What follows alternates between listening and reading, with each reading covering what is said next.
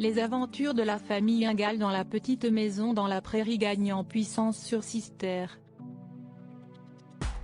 Ce lundi 26 octobre 2020, la chaîne de la TNT appartenant au groupe M6 a chahuté plusieurs chaînes historiques avec sa série américaine l'après-midi, notamment auprès de la cible commerciale.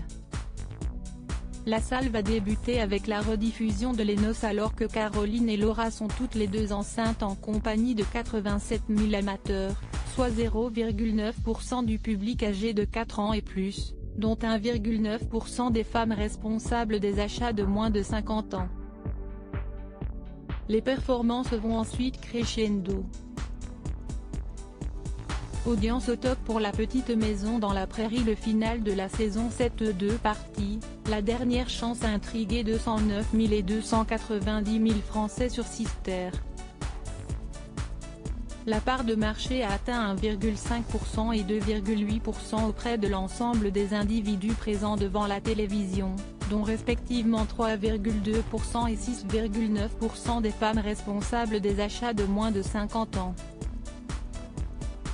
Le final est marqué par la mort des parents de James et Cassandra.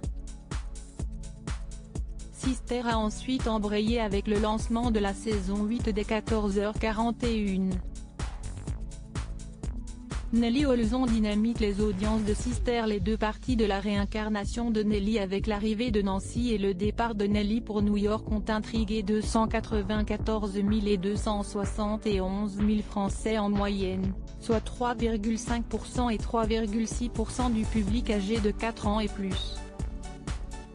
Auprès de la cible commerciale, la série grimpe à 7,5% et 8,5% de part de marché. La petite maison dans la prairie talonne alors M6 et Incroyable Transformation, devant Je t'aime etc. Et le début d'affaires conclu sur France 2, tout en éloignant NCIS, Enquête spéciale sur W9, Mentaliste sur TMC, ou encore Grey's Anatomy sur TF1 Série Film. La saison 8 est l'avant-dernière saison de la série. La saison 9 débute le lundi 9 novembre 2020 sur Sister.